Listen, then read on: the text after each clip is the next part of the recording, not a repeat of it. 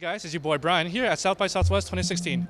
We're waiting in line to interview the cast and crew of the new television series Outcast, written by the same man who brought you the popular TV series Walking Dead.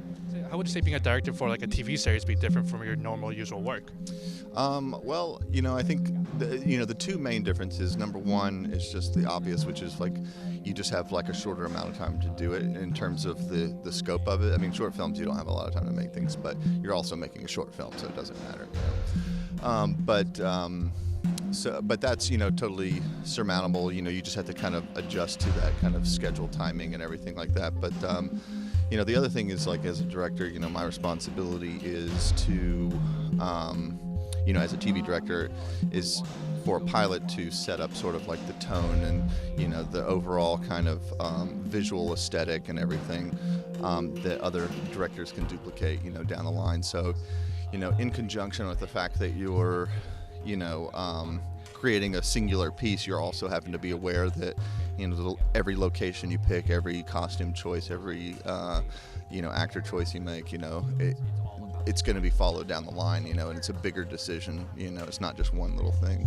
It has a visual template that's set out for you, and so that's kind of like a fun thing to do, because you can kind of decide how much you want to keep and how much you want to change up. And in the case of this one, we mainly tried to stick as close to the comic book material as much as possible, with the exception of like the lighting, which we tried to ground a little bit more in reality. The comic book's a little bit more colorful and things like that, but it's honestly like not really like a crutch. It's definitely something that's very helpful.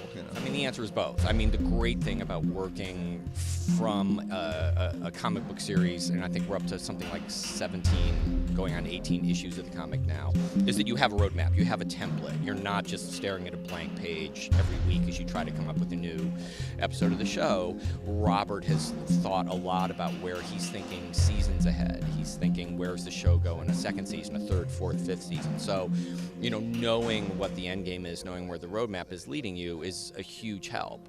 The flip side of that is in a 22 page issue of a comic, you don't have enough information to fill just simply enough plot or narrative to fill an hour of premium cable television, let alone 10 hours or a second season or a third.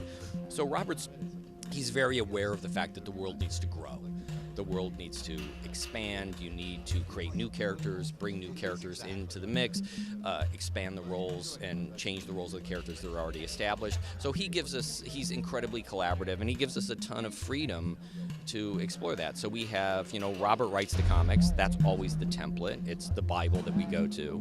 But we have a staff of half a dozen television writers in the writer's room that come in and say, how about an episode about this? Or how about we take, Kyle Barnes in this direction? And a lot of which is stuff that is not from the comics. But we always try to sort of keep the bigger issues of what Kyle's journey is and where these characters are going and the big signposts that Robert has established. We always try to make sure we hit those. So I play Kyle Barnes in Outcast, and Kyle Barnes is a young man who's been plagued by demonic possession since his childhood. And when we meet him in the first episode, he sort of isolated himself, and he's been sort of cast out by the small town that he lives in. And through the course of the first episode, he realizes there may be something he can do to change his circumstances, get his life back in order.